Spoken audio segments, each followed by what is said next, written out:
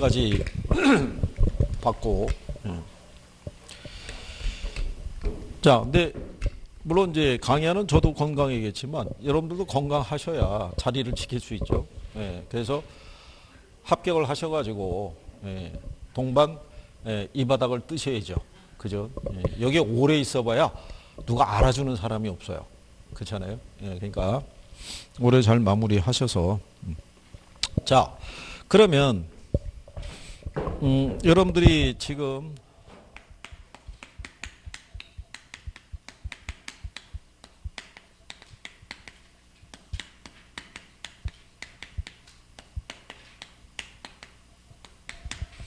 공급량의 변화하고 뭐를 공급의 변화를 이제 여러분들이 구별하자고 했을 때, 그럼 여러분들이 가령 예를 들어서 이런 얘기죠. 시장에서 주택에 대한 공급을 증가시키고 싶은 거예요. 주택 가격 안정을 위해서. 그죠? 예. 그러면 공급을 늘릴 수 있는 방법은 뭐가 있겠어요? 가격을 우리가 인상이 되면 주택 가격이 뭐 하면 상승이 하게 되면 이 주택에 대한 공급이 어떻게 돼요? 증가하겠죠. 그죠? 근데 공급을 늘릴 수 있는 방법은 가격만 변해서 늘리는 건 아니고 다른 것도 있을 수 있어요, 없어요? 있을 수 있죠. 뭐가 있겠어요? 뭐 시장 이자율이 하락했거나, 그렇죠? 건축 기술이 발달했거나, 뭐 여러 가지 이유가 있을 수 있어요, 없어요?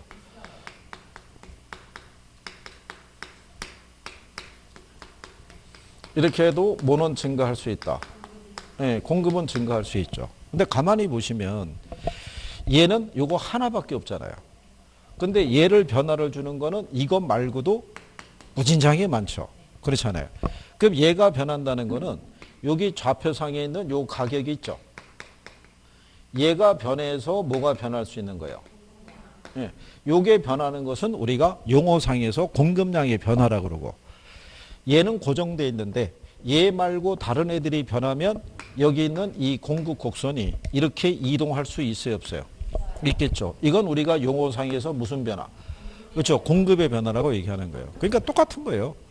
그러니까 오로지 좌표상에 있는 가격에서 변하는 것은 공급량의 변화 또는 수요량의 변화라고 용어를 얘기하는 거고, 가격 말고 다른 애들이 변한 거는 수요의 변화 또는 공급의 변화 이렇게 얘기하는 거예요.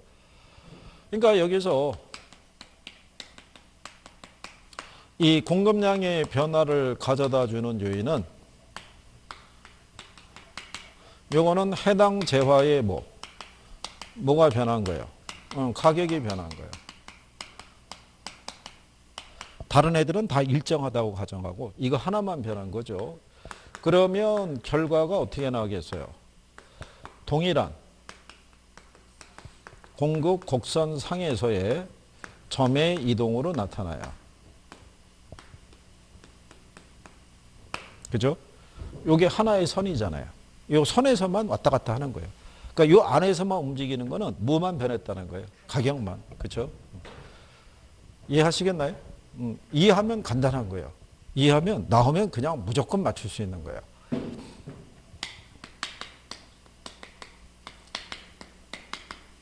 근데 공급의 변화를 가져다 주는 요인은요, 해당 재화의 가격 있죠. 이외의 요인이 변한 거예요. 그러면 가격 이외의 요인이 있죠. 이자율이 변해서도 그럴 수도 있고, 노동자의 임금이 변해서도 그럴 수도 있고, 이자율이 변해서 그럴 수도 있고, 정부의 규제가 변해서 그렇고, 다양한 요인이 있잖아요. 그죠? 그러니까 얘는 여러 개예요. 그죠? 그러면 결과가 얘는 공급 곡선의 뭐로? 그렇죠? 이동으로 표시할 수 있는 거예요. 구별할 수 있으시겠나요? 네. 그러면 공급 곡선의 이동으로 공급량이 변하는 경우 있죠. 걔를 우리가 공급의 변화라고 했어요. 공급량의 변화라고 그러겠어요. 그렇죠. 공급의 변화죠. 그렇게 출제하는 거예요. 그럼 이런 얘기죠. 공급 곡선의 이동으로 공급량이 변하는 경우 이를 부동산 이걸 공급의 변화라고 한다 그러면 맞는 표현이잖아요. 곡선의 이동으로 얘가 변한 거니까. 그러면 용어상에서 무슨 변화? 공급의 변화라고 해야 되는데 이거를 부동산 공급량의 변화다 그러면 틀리겠죠. 무슨 말인지 아시겠나요? 공급량, 여기서 공급 곡선이 이동했다는 얘기는 가격은 그대로란 얘기예요. 가격 말고 다른 애들이 이동했다는 거예요. 좌우로. 무슨 말인지 이해하시겠어요? 네. 이거를 실전에서는 수요 곡선의 이동으로 인해 수요량이 변하는 경우에 이를 부동산 수요의 변화라고 한다. 그래서 틀리게 나온 적이 있어요. 그죠? 그리고 얘를 재활용을 하면은 공급 차원에서 한번 이렇게 나올 수 있다는 거예요. 똑같이. 몇 년 시간이 지난 다음에 다시 요거를 냈던 사람이 문장을 조금 바꿔서 나오는 거예요. 수요를 뭐로 바꿔서? 공급으로 바꿔서. 그러니까 이제 요걸 내가 정확하게 알고만 있으면. 네, 그러면 이런 문제가 나오든 어떤 문제가 나오든 간에 여러분들이 구별할 수 있는 거예요. 그죠? 이해가 되면 어쨌든 간단한 거예요. 어쨌든. 이해하는 게 중요한 거예요. 그래서 이번에 3, 4, 5에는요. 전체적으로 이 복습을 하실 때 경제가 취약하시면 경제 위주로. 경제가 정리가 되면 정책편까지는 그냥 갈 수 있어요. 쭉 해서. 왜냐하면 이제 정책에 가게 되면요. 여러분들이 조세, 전가와 귀착 이런 거 배우죠. 그게 균형의 이동이라고요. 정부가 시장에 개입해서 조세를 부과하는 과정에서 균형 가격과 균형 거래량의 변화가 발생한다고요. 그죠? 예, 그런 과정을 거기서 배우시는 거예요. 거기서. 그러니까 여러분들이 조금 더 해보시고 또 여러분들 간에 논의도 해보시는 거예요. 이거 이해가 돼? 이게 어떤 거야? 그러면 한 분이 한번 설명을 해보는 거예요. 이게 이거 아닌가? 아니야, 그게 아니라 이거라고 그랬어. 그래가지고 납득이 되면 관계가 없는데 납득이 안 되면 중지를 모아갖고 야, 학교론생 불러와봐. 그래가지고 와서 다시 설명해 주세요. 이렇게 돼야 돼요. 그래서 그 부분이 확실하게 짚고 넘어가야 되는 거예요. 그래야지 다음 페이지로 넘어갈 거 아니에요. 다음 페이지. 그래야지 경제가 끝나게 되면 그 다음부터는 여러분들이 시장론, 그 다음에 정책론 여기까지 갈 때는 딱히 어려운 거 없이 넘어갈 수 있어요. 그리고 이제 투자론 들어가서 이제 용어가 또 낯설고 그러니까 그 부분이 이제 해소가 되면은 어느 정도는 문제를 보면 답들이 보이기 시작해요. 그 여러분들이 조금씩 자신감을 갖기 시작해요. 원래 모의고사 볼 때 성적이 20점, 30점이었는데 갑자기 성적이 40점, 5점으로 올라가요. 그러면 이제 공부에 재미가 붙기 시작해요. 되는구나. 여기서 조금만 더 하면 60점이 넘길 수 있겠구나. 그러면 이제 공부에 탄력이 붙기 시작한다고요. 그렇죠? 그러면서 이제 무난하게 가는 거예요. 무난하게. 이제 중요한 시기로 이제 우리가 들어오고 있는 거죠. 자, 그러면 거기 81페이지 가시면 공급 변화율이라고 있죠. 그러니까 제목이 무슨 변화율이에요? 네. 그러니까는 공급량의 변화를 가져다 주는 게 아니라 공급의 변화를 가져다 주는 유형이니까 얘는 가격 이외의 유형이니까 한두 개가 아니겠죠. 무수히 많은 거예요. 그죠? 그래서 자, 제일 먼저 나오는 게 얘가 변할 수 있다는 거예요.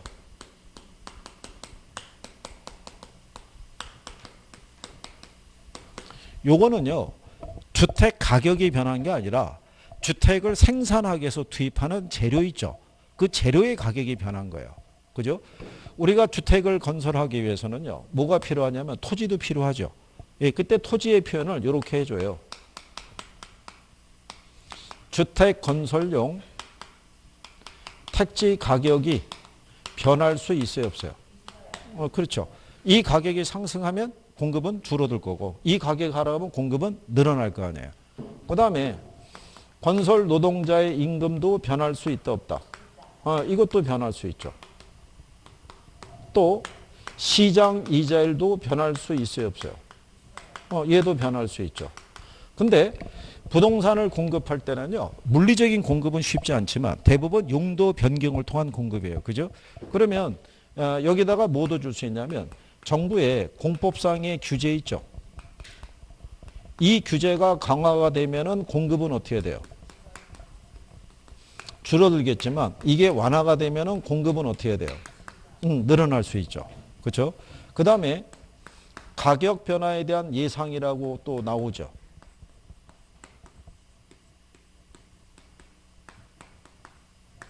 그러면 가격이 앞으로 상승할 것이라고 예상이 되죠.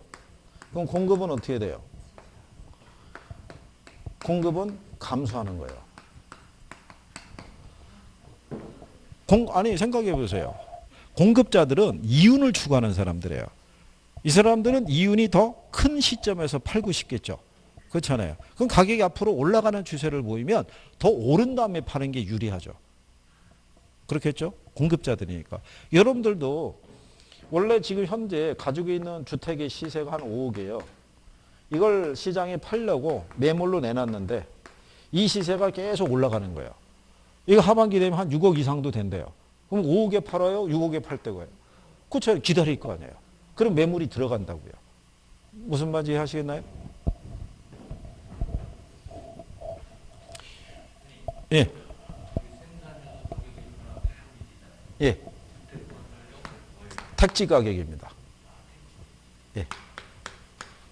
택지 가격. 뭐 단어가 안 보이면 얘기하십시오. 바로 수정해 드릴 테니까, 크게 적어 드릴 테니까. 예.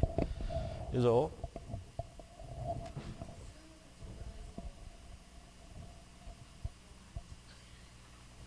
이거는 얘를 변화시켜주는 요인이잖아요. 근데 이제 이거를 이렇게 생각할 수 있죠. 그러면 가능해서 주택 가격이 계속 오를 수 있다는 얘기는 수요가 계속 늘어났다는 얘기잖아요. 늘어났는데 공급은 부족하니까. 그러니까 시장에 내놓은 매물이 상대적으로 적다는 얘기죠. 그러니까 시세가 앞으로 어떻게 돼요? 계속 올라가는 거죠. 근데 이거를 이제 확대해서 생각하신 건 좋은데 중요한 거는 문제에서 제시된 조건만 갖고 따지셔야 돼요. 예, 그러니까 이걸 앞뒤로 계속 확대 해석하게 되면요. 계속 돌아요. 계속. 그렇잖아요. 예, 그러면은 계속 도돌이표치 있거든요. 근데 이제 그런 것들을 궁금하게 생각을 하고, 예, 계속 물어보는 것도 필요해요. 예, 그렇게 해서, 그래서 이제 그런 내용들을 정리하시면 되겠고요. 그래서 여러분들이 뒤에 82페이지 가시면, 거기 중간에 문제로 확인하기 이렇게 해놨죠. 거기 보면 일본의 지역지구제 같은 정책을 통해서도 공급을 조절할 수 있어요, 없어요? 예, 공법상의 이 행위 규제를 가지고도 할 수 있어요. 그 다음에 3번 지문에 보면 노동자 임금이나 시멘트 가격과 같은 생산 요소 가격의 하락은 공급을 증가시킨 요인이 되죠. 근데 4번에 봤더니 기준금리의 하락은 이자 비용을 감소시켜서 부동산 공급자의 수익을 감소시키는 요인이 된다니까 틀렸을 거 아니에요. 싼 이자로 자금을 조달해서 우리가 건축을 했으니까 오히려 이익이 더 커질 거 아니에요. 그러니까 이런 식으로 나오는 거예요. 그러니까 충분히 구별할 수 있다. 뭐 이런 얘기죠. 예, 그 다음에 그 밑에 가면 부동산 공급이라고 있어요. 예, 부동산 공급에 대한 개념이 나와 있는데요. 예, 이게 이제 부동산 특성을 보시게 되면 부동성이라고 있죠. 부동성으로 인해서 부동산 공급은 위치의 공급이라고 그래요. 그 다음에 부증성으로 인해서 비탄력적인 공급이라고 그러고요.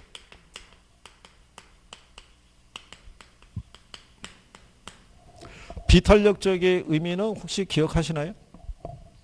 네? 비탄력적이라는 건 어떤 의미예요?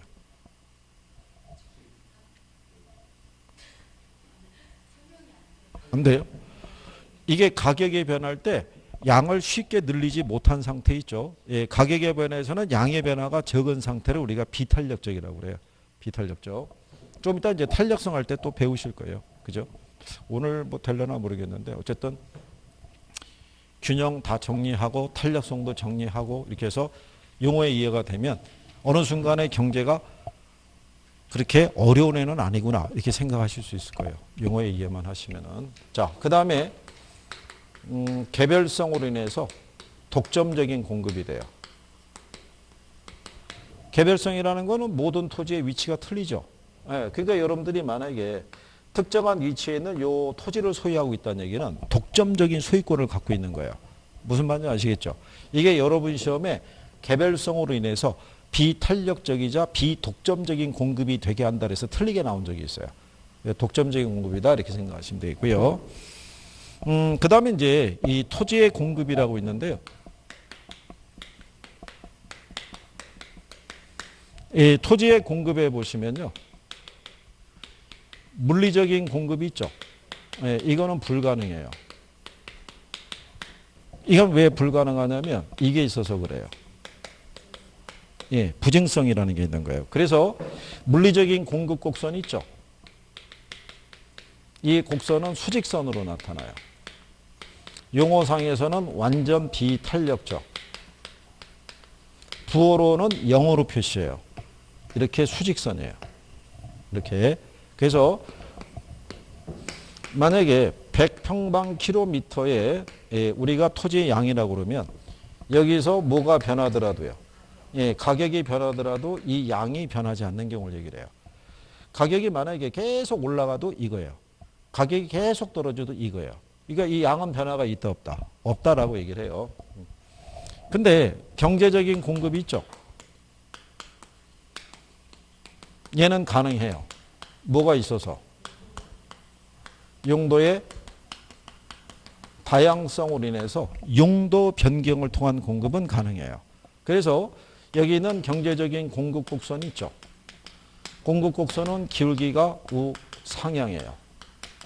이건 지난번에 설명해 드렸지만 이런 거예요. 우리 인류가 거주하고 있는 지구 있죠. 지구는 단 하나의 거대한 토지 자원이잖아요. 그렇죠?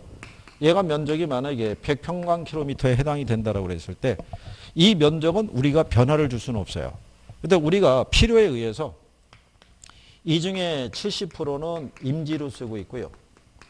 이 중에 20%는 농지로 쓰고 있고요. 이 중에 10%를 우리가 택지로 쓰고 있을 때 만약에 시장에서 택지 수요가 증가하죠. 그렇다고 해서 우리는 여기서 이걸 늘려줄 수는 없어요.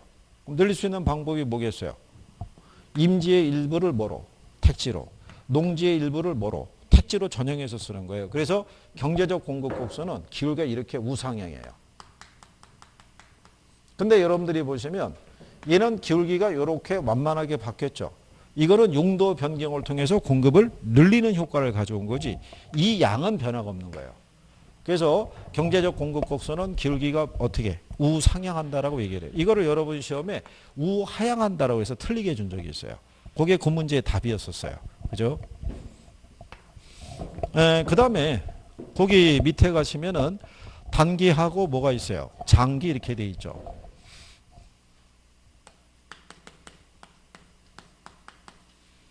여기서의 단기라는 건요.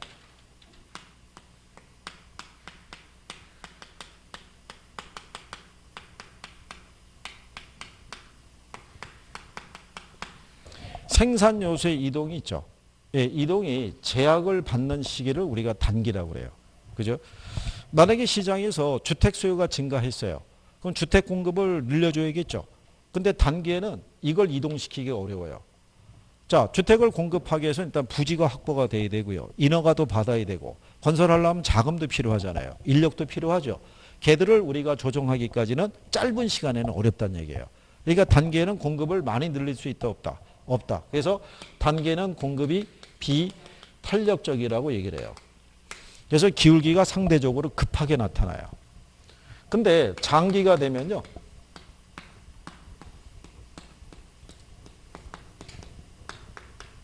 생산 요소의 이동이 이제 완화되는 시기예요. 그러니까 시간이 충분히 주어지면 이제 부지도 확보했고요. 인허가도 받았고 자금도 확보했고 인력도 확보가 된 거예요. 그러면 공급이 늘어날 수 있어요, 없어요? 늘어날 수 있죠. 그래서 장기는 우리가 탄력적이라고 얘기를 해요. 그래서 나중에 배우시겠지만 얘는 기울기가 급하다라고 얘기하고요. 얘는 기울기가 완만하다고 얘기를 해요.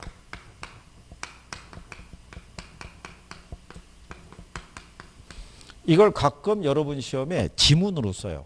단기하고 장기에 대한 거. 그 정도는 이제 구별하시는 게 필요하겠죠. 예. 자, 그래서 이제 그런 내용이고요. 그 다음에 이제 그 밑에 가시면은 이제 경제에서 세 번째 이제 파트인 수요와 공급의 균형으로 가시는 거예요.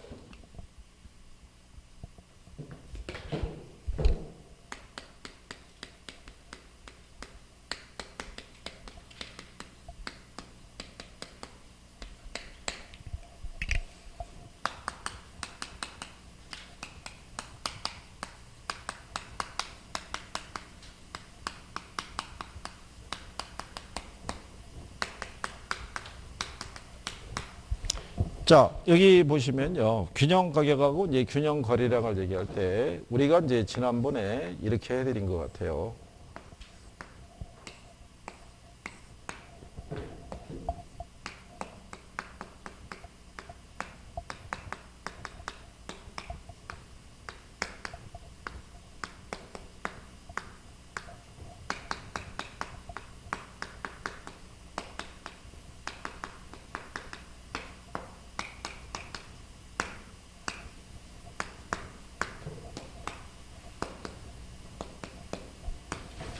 자, 칠판상에 보면은 이 표에 그 가격이 50원, 100원, 150원 이렇게 명시되어 있죠.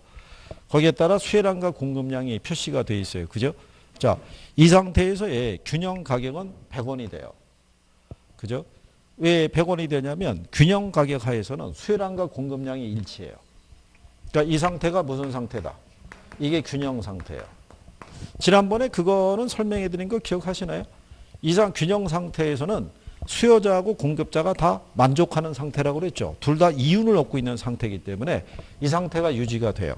근데 가격이 100원에서 50원으로 떨어지죠. 예, 가격이 하락했더니 수요량이 어떻게 돼요? 늘었죠. 공급량은 줄었잖아요. 왜 이런 현상이 나타나겠어요? 아까 배운 거. 수요 법칙하고 공급 법칙 때문에 그런 거예요. 가격이 하락하면 수요량은 증가하고요. 가격이 하락하면 공급량은 감소하는 거예요. 그러면 균형 가격이 하락하게 되면요. 이 상태에서는 공급에 비해서 수요가 많아지죠. 이 상태에 발생하는 걸 우리가 초과수요라고 그래요. 초과수요 상태에서는요. 수요자 간의 경쟁이 발생하는 거예요. 그러면 가격이 어떻게 돼요? 올라가는 거예요. 수요자 경쟁에 의해서. 그래서 가격이 어떻게 된다? 상승해요. 자, 그런데 가격이 150원으로 상승하죠. 그랬더니 수요량이 어떻게 돼요? 줄어들고 공급량은 어떻게 돼요? 늘어나잖아요. 이것도 역시 수요 공급 법칙이 작용한 거예요. 그러면 여기서는 수요에 비해서 공급이 많아졌잖아요. 이 상태를 우리가 초과 공급이라고 그래요. 그러면 초과 공급에서는 공급자 간의 경쟁이 발생하는 거예요. 그러면 가격이 어떻게 돼요? 우리가 지금 마스크 때문에 곤욕을 치르고 있는데 마스크 한 매의 가격이 6,000원까지 치솟았던 적이 있어요. 그렇죠? 그리고 그 시중에 보면 누군가가 또 물건 빼돌려 가지고 그 5매짜리 마스크 있죠. 예, 그게 25,000원의 가격표가 붙어서 판매하는 곳도 있어요. 그게 터미널에서 봤어요. 그게. 근데 원래 평상시에 마스크 판매는 한 매 또는 2매 정도로 판매하지 5개씩 묶지는 않은 거예요. 그는 처음에 공적 판매할 때 5개 묶어서 팔았던 거예요. 처음에 이렇게 걸려 있어서 이렇게 표시가 있는 거예요. 그래서 요즘같이 마스크 구하기 힘들려고 그러는데 이 점포는 마스크를 파네. 근데 여기 보니까 가격표가 붙어 있는 거예요. 처음에 이건 줄 알았어요. 이게 한 매로 보고. 이제 2,500원이면 야, 가격도 싸게 파는 거네. 근데 자세히 들여다봤더니 25,000원인 거예요. 그들이 얘기하는 게 5매 묶음이라는 거예요. 그럼 평균적으로 2,500원 5개 하면 12,500원이거든요. 그러니까 2배 장사인 거예요. 이게. 그러니까 지금은 마스크에 부족하니까 수요에 비해서. 그러니까는 이런 식으로 뭐가 돼요? 수요자 간의 경쟁이 치열해지는 거죠. 원래 2,500원인데 누군가가 여기 내려갔는데 건물 앞에서 한 매 5,000원이라고 막 흔들어 보세요. 재고 50매밖에 없어요. 그러면 5,000원 주고 사는 사람이 있어요, 없어요? 생겨난다고요.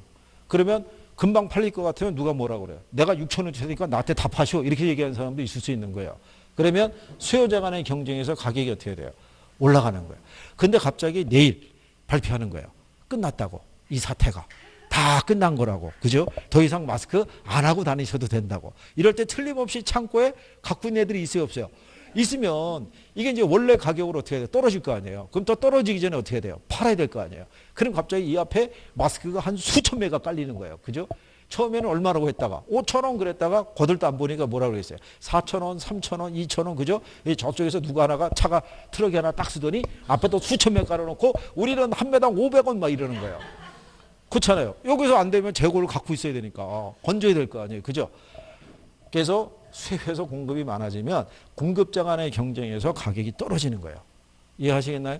네. 그래서 이거를 우리가 이제 그림으로 표현을 하게 되면 84페이지에 가시면 거기 중간에 이 그림 나와 있죠? 예, 그림이 이제 이런 거예요. 이렇게 돼 있었을 때요. 시장, 이렇게 수요 곡선하고 공급 곡선이 교차하는 게 균형이라고 그러고요. 여기서 결정된 가격이 균형 가격이고요. 이게 이제 균형 거래량이에요. 균형 가격 하에서는 수요량과 공급량이 일치해요. 근데 이 상태에서 가격이 상승하는 거죠. 110원으로. 그럼 가격이 상승하면 수요량은 어떻게 되겠어요? 줄어들어요. 그죠? 근데 공급량은 어떻게 되겠어요? 늘어나는 거예요. 우리 여기 있는 대로 그대로 할 거예요. 가격이 상승했으니까 얘는 50으로, 얘는 얼마로? 150으로. 그러면 수요에 비해서 공급이 많아진 상태죠. 그러면 이 상태가 무슨 상태가 되냐면 초과 공급이에요. 그러면 이제 공급자 경쟁에서 가격이 어떻게 돼요? 떨어지는 거예요. 그래서 가격이 만약에 이런 식으로 109원으로 떨어지죠. 그러면 가격이 떨어지면은 수요량은 어떻게 돼요? 증가하는 거예요. 근데 가격이 하락하게 되면 공급량은 어떻게 돼요? 줄어들죠. 이 조정 과정을 거쳐서 다시 균형 상태로 회귀한다는 거예요. 근데 가격이 만약에 이것도 150원으로 해드릴까요? 가격이 만약에 50원으로 떨어지죠. 가격이 하락하면 공급량은 어떻게 돼요? 줄어들어요. 근데 수요량은 어떻게 돼요? 늘어나죠. 그러면 여기서 무슨 상태가 발생해요? 초과 수요가 발생해요. 그러면 이제 수요자 간의 경쟁이 발생하겠죠. 그래서 가격이 어떻게 돼요? 올라가는 거예요. 51원으로. 가격이 올라가니까 공급량은 어떻게 돼요? 늘어나겠죠. 근데 가격이 상승했으니까 수요량은 어떻게 돼요? 줄어들 거 아니에요. 이 조정 과정을 거쳐서 다시 무슨 상태로? 균형 상태로 회귀한다는 거예요. 그래서 완전 경쟁 시장에서는요, 단기적으로는 초과 수요나 초과 공급에 의한 불균형이 발생하더라도 장기적으로는 항상 균형 상태를 유지해요. 그래서 항상 자원 배분이 효율적으로 이루어진다고 그래요. 남거나 모자람이 없는 상태가 돼요. 그런데 이 균형이라는 거는 이동할 수도 있다 없다. 예, 이동할 수도 있는 거예요. 그죠? 예. 여기 계산 어차피 이따가 하실 거니까 그때 또 하시면 되겠고. 자, 그러면 여기서 얘기하는 게 뭐냐면 이게 균형 또는 균형점의 이동을 얘기해요. 그러면 여기서 요거 이동을 할 때는요, 일단 조건을 어떻게 해주냐면 이렇게 줘요. 우하향하는 수요 곡선과 우상향하는 이게 그 공급 곡선이 있죠. 예, 공급 곡선의 균형 상태를 가정한다고 줘요. 이게 그러니까는 이제 이 조건 하에서는 지금 이 상태라는 거예요.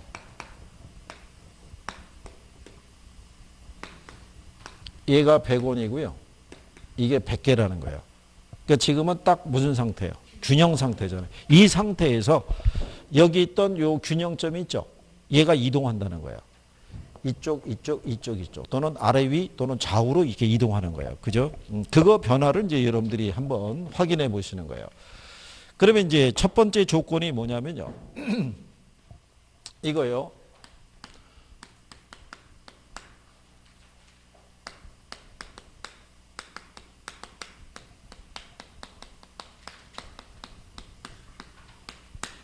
수요하고 공급 중에요. 한쪽만 이동하는 거예요. 한쪽만. 그러면 이제 조건이 이렇게 돼요.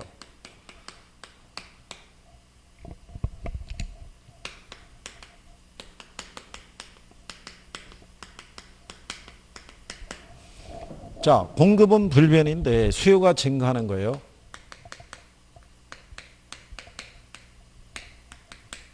이거를 이제 우리가 균형 거래량이라고도 얘기할 수 있고요. 균형량이라고도 얘기할 수 있어요. 자, 그러면 공급이 불변일 때 수요가 증가했잖아요. 그죠? 예. 그러면 거래량은 어떻게 돼요? 거래량은. 이 거래량은 증가해요. 근데 증가했는데 뭐만 늘어난 거냐면 수요만 늘어난 거예요. 수요만. 그 얘기는 무슨 얘기냐면 여기 수요가 증가했죠. 예. 얘는 불변인데 소득이 늘어난 거예요. 소득이. 그러면 소득이 늘어난 거하고 공급하고는 관계가 없어요. 그러니까 공급은 변하지 않는데 소득이 늘어났으니까 수요만 늘어나는 거예요. 뭐만 늘어났다? 수요만. 그러면 이 상태에서 이렇게 된 거예요. 얘만. 그죠? 그러면 이렇게 돼 있을 때 공급은 그대로 100인데 수요만 110으로 늘은 거예요. 그럼 무슨 상태가 되냐면 초과 수요잖아요. 그러니까는 가격이 상승하는 거예요. 무슨 말인지 이해하시겠나요? 네, 그래서 이 가격은 뭐 한다? 네, 상승하는 거예요. 이거 여기다 왜 그 변화까지도 표시해 주냐면 실전에서 그렇게 나와요. 실전에서 나온 건 뭐냐면 건설 노동자의 임금이 있죠. 네, 이게 하락하게 되면 공급이 있죠. 네, 공급 곡선이 우측으로 간다 또는 좌측으로 간다 이런 것 있죠. 그게 나오는 거예요. 그러면 그건 이제 공급할 때 드리겠지만, 그래서 요 변화를 알아두셔야 돼요. 그 다음에 공급은 불변인데 수요가 감소한 거예요.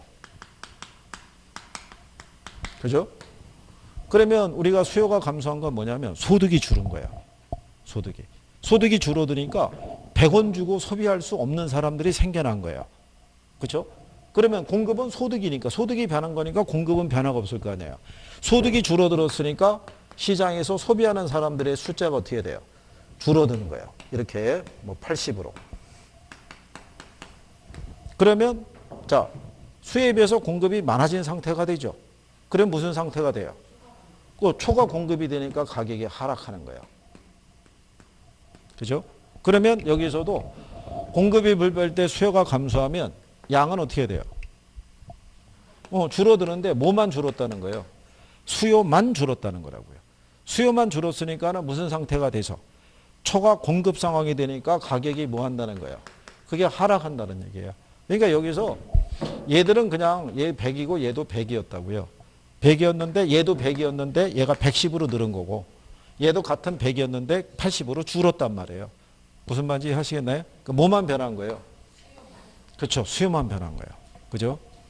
자, 그러면 거꾸로 수요가 불변인데요. 공급이 증가했대요. 그죠? 네, 그럼 공급이 증가한 게 뭐 때문에? 아까 얘기한 것처럼 건설 노동자의 임금이 있죠. 예, 임금이 하락한 거예요. 그렇잖아요. 그러면 생산 요소 가격이 하락한 거잖아요. 그거는 수요하고는 관계가 없잖아요. 그죠? 그러니까 수요는 그대로인데 여기는 이 건설 노동자의 임금이 하락하니까 생산 요소 가격이 하락한 거잖아요. 그러면 공급이 어떻게 돼요? 공급이 증가하죠.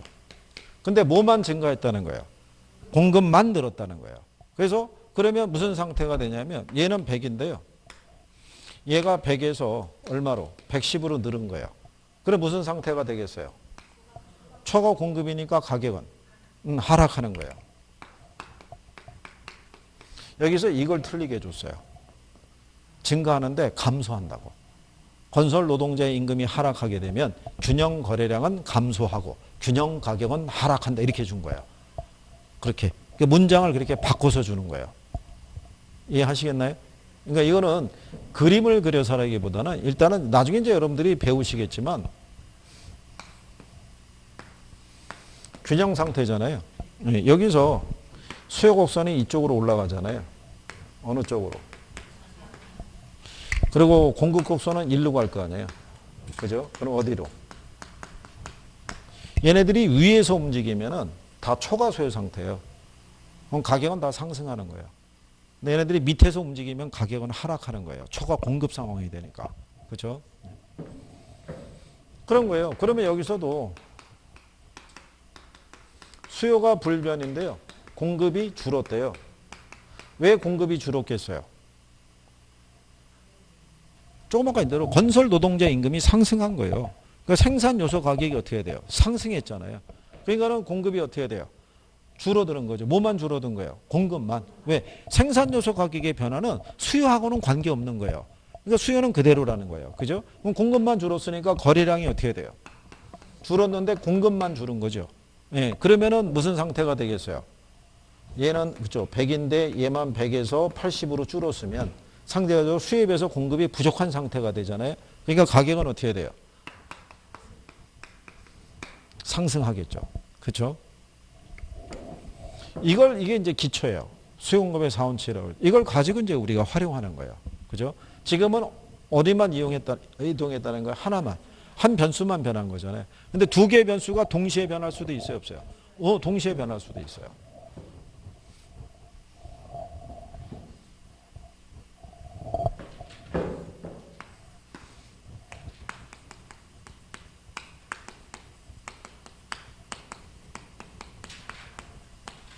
그러면 수요하고 공급이 모두 뭐 하는 거예요? 이동할 때. 여기도 지금 하나만 이동하게 되니까 균형점이 이렇게 변하잖아요. 균형점이. 그죠? 예, 이동하는 관계는 두 개의 변수가 다 변하는 거죠.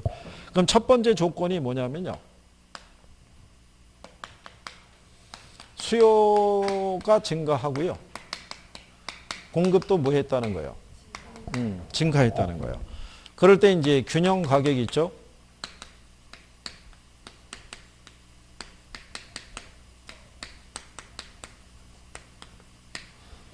균형 거래량을 우리가 이제 알아볼 때. 그죠?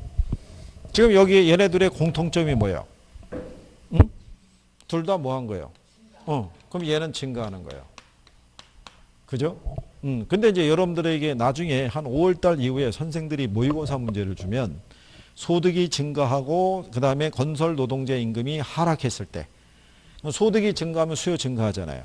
건설 노동자 임금이 하락하게 되면 공급도 늘어나죠. 그러니까 수요 증가, 공급 증가 이렇게 안 주고 풀어서 들어올 때도 있는 거예요. 그러니까 그거를 여러분들이 이해하시면 돼요. 수요가 늘어날 수 있는 게 뭐가 있지?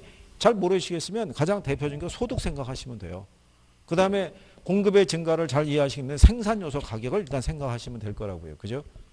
그러면 얘도 증가가 얘도 증가했으니까 얘가 증가했죠. 가격은 우리가 알 수 없어요. 왜 알 수 없겠어요? 지금 우리가 이 가격은요. 초과 수요 상태면 가격이 상승해요. 초과 공급 상황이면 가격이 하락하죠. 아니면 둘이 동시에 동일하게 우리가 움직였으면은 가격은 불변일 거예요. 여기는 그 표시가 없잖아요. 그냥 얘도 늘었고 얘도 늘었다는 거잖아요. 어느 게 더 많이 늘었다는 표시는 없잖아요. 그죠? 그러니까 얘는 알 수가 없는 거예요. 그런데 두 번째 조건이 뭐냐면 수요의 증가하고요. 공급의 증가가 같대요. 그죠? 네. 그러면 양은 어떻게 돼요? 양은 증가하는 거예요. 얘네 공통점은 둘 다 뭐 한 거예요? 증가한 거예요, 증가. 이럴 때 동일하게 증가했다는 얘기죠. 그 얘기는 뭐냐면 얘도 100에서 110으로 늘었으면요. 얘도 100에서 110으로 늘었다는 거예요. 그러니까 새로운 균형 거래량이 같아지잖아요. 그러니까 얘는 분리변인 거예요. 이걸 이제 그림으로 우리가 확인하게 되면요. 이렇게 주어진 이렇게 100이라고 있었을 때요. 뭐가 늘었냐면 수요가 증가했대요. 근데 모두 늘어났대요. 예, 공급도 늘었다는 거예요. 그러면 원래 여기 있던 균형점이 오른쪽으로 이동하죠. 동일 가격은 그대로인 상태에서 얘만 110으로 이렇게. 그러니까 이렇게 움직임이 동일하게 움직이잖아요. 그러면 가격은 그대로인 상태에서 균형점이 우측으로 가는 거예요. 근데 만약에 둘이 동일하게 감소했잖아요. 그러면은 균형점이 좌측으로 가는 거예요. 그러니까 가격은 그대로인 상태에서 거래량만 줄어드는 현상이 나오는 거예요. 동일할 때 증가하고 그 증가가 똑같잖아요. 그죠? 자, 그런데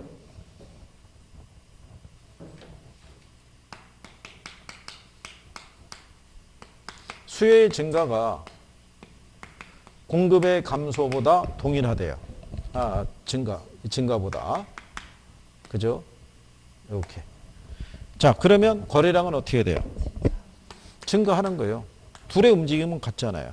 근데 여기 보면 수요의 증가가 공급의 증가보다 크다라고 해놨죠. 그럼 무슨 상태가 되겠어요? 초과수요. 초과수요니까 가격은 상승하는 거예요. 그러니까 얘는 100에서 150으로 늘었고요. 얘는 100에서 110으로 늘은 거예요. 그러니까 변화 후에 대한 것은 수요가 공급보다 많잖아요. 그러니까 당연히 초과수요니까 가격은 상승하는 거예요. 그 다음에 반대로 수요의 증가보다 공급의 증가가 크대요. 그러면 양은 어떻게 돼요? 양은 증가해요. 그러면 수요보다 공급이 더 많이 늘었다는 거죠. 무슨 상태겠어요? 그러면 가격은 하락하죠. 그러면 여기서의 변화를 보시면 이건 동일하잖아요. 움직임이 같으니까. 이것만 우리에게 데이터를 줘야 돼요. 같은지, 얘가 큰 건지 얘가 큰 건지를 줘야 돼요. 그러면 우리가 동일한지 초과 수요인지 초과 공급인지를 판단해서 가격을 구할 수 있는 거예요. 이해하시겠죠? 그러면 반대로 얘가 이해가 되면 얘도 이해가 돼요. 수요도 감소했고요. 공급도 감소했대요. 수요가 감소하는 이유는 소득이 감소해서. 공급이 줄어든 이유는 생산 요소 가격이 상승해서. 둘 다 감소잖아요. 그러면 양은 어떻게 돼요? 감소해요. 가격은? 그렇죠. 알 수 없는 거예요. 왜 알 수 없냐면 어느 게 더 많이 줄었는지가 표시가 안 돼 있잖아요. 그죠? 그런데 수요의 감소하고요. 공급의 감소가 같대요. 그러면 양은 어떻게 되겠어요? 양은 감소하는 거예요. 그죠? 네, 그렇게 되면 가격은 어떻게 된다?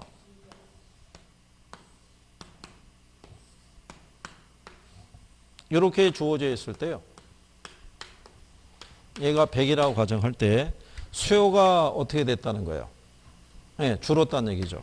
근데 공급도 어떻게 됐다는 거예요? 줄었다는 얘기죠. 네, 그러니까 움직임이 같잖아요. 같으면 원래 이 균형에서 왼쪽으로 이동하는 거예요. 그러면서 가격은 그대로인 상태에서 뭐만 줄어든다는 거예요? 양만. 움직임이 동일하면. 그래서 증가하는 게 똑같으면은 이게 우측으로 가고요. 균형점이. 줄어드는 게 똑같으면 왼쪽으로 가는 거예요. 그러니까 양만 움직이는 거예요. 가격은 그대로인 상태에서 그거 얘기하는 거죠. 자, 그 다음에 수요의 감소가요. 공급의 감소보다 크대요. 그러면 거래량은 어떻게 되겠어요? 감소하죠. 가격은요? 얘가 더 많이 줄었으니까 무슨 상태가 되겠어요? 그러니까는 가격은 하락하는 거죠. 얘는 이제 불변이고요. 그 다음에 수요의 감소보다 공급의 감소가 더 크대요. 그러면 거래량은 어떻게 돼요? 감소하죠. 가격은요? 가격은 상승하겠죠. 왜냐하면 같이 줄었는데 수요가 100에서 90으로 줄었는데요. 공급은 100에서 50으로 줄었다는 거예요. 얘가 줄어든 양이 더 크잖아요. 변화 이유를 보면은 수요에 비해서 공급이 부족하잖아요. 그러니까 초과소의 상태가 되니까 가격이 상승하는 거예요. 그러니까 이 변화를 얘기할 때는 여러분들이 이게 항상 시험상에서 오지선다가 이것만 나오면은 뭐 그래프를 그려서라든가 이게 대입을 하겠는데 지금은 그냥 지문 하나로 들어와요. 이렇게. 보고 이제 순간적인 판단을 하셔야 돼요. 그것도 꼭 이렇게 주는 게 아니라 아까처럼 자, 균형 상태인 시장에서 이렇게 줘요. 균형 상태에서 예를 들어서 건축 뭐 원자재 가격이 하락했을 때 균형 거래량은 감소하고 이렇게 틀리게 준다고요. 그러니까 균형 상태라는 얘기는 변하기 전에 그러니까 거기 조건상에서 따로 주는 게 아니라 무슨 상태라고 줘요. 균형이라는 얘기는 이게 둘이 같다는 얘기라고요. 이렇게. 같은 상태에서 건축 원자재 가격이 하락한다는 얘기는 뭐만 늘었다는 거예요? 공급만. 그러니까 거래량이 늘었을 거 아니에요. 그걸 감소한다고 이렇게 주는 거예요. 그러니까는 그 변화를 구별할 수 있으시면은 그러면 자, 이렇게 돼 있을 때요. 두 번째가 뭐냐면 이번에 움직임이 반대예요. 얘는 증가하고요. 얘는 감소한대요. 이럴 때 이제 균형 가격하고요. 균형량을 봤을 때. 그죠? 예. 자, 일단 양은 어떻게 돼요? 양은. 여기서의 양은 알 수 없어요. 왜 알 수 없냐면 어느 게 더 많이 증가했고 감소했는지가 표시가 안 돼 있는 거예요. 그런데 가격은 상승해요.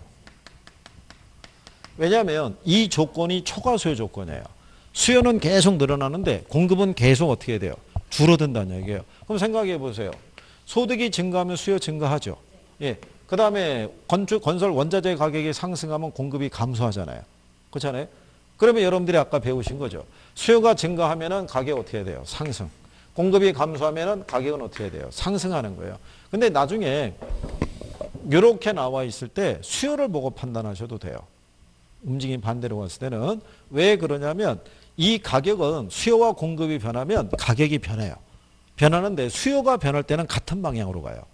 근데 공급이 변할 때는 반대 방향으로 가요. 여기 여러분들이 보시면 수요 증가하죠. 가격 상승하죠. 수요가 감소하죠. 가격 하락해요. 움직임이 같이 가잖아요. 근데 여기 공급은 반대예요. 공급이 증가하면 가격이 하락해요. 공급이 감소하면 가격이 상승해요. 그러니까 이 가격은 공급이 움직일 때는 반대 방향으로 움직이는 성질이 있고요. 수요가 움직일 때는 같은 방향으로 가요. 근데 여기 명시가 하나는 증가하고 하나는 뭐 한다고 그랬어요? 감소. 움직임이 반대로 나와 있죠. 그때는 선뜻 구별이 안 되면 수요 보고 판단하면 돼요. 그럼 가격은 뭐 한다고? 상승한다고. 그러면 수요의 증가하고요. 공급의 감소가 동일하대요. 그죠? 그러면 양은 어떻게 돼요? 불변이라고요. 가격은 상승하는 거예요. 자, 여기서 가만히 보시면 얘네 지금 움직임이 같이 가죠. 같이 가면 이건 아는 거예요. 양은. 이것만 어느 게 더 많이 증가했고 어느 게 더 많이 감소했는지가 알려줘야지만 우리가 가격을 구별할 수 있어요. 근데 여기는 이 조건 자체가 무슨 조건이에요? 초과 수요 조건이에요. 그러니까 가격은 무조건 상승하는 거예요. 양에 대한 것만 우리에게 알려줘야 돼요. 알려주지 않으면 모르는 거예요. 같으면 뭐 이런 얘기잖아요.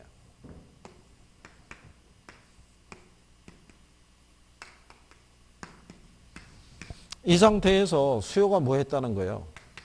증가했는데 공급은 어떻게 됐다? 감소했다. 그죠?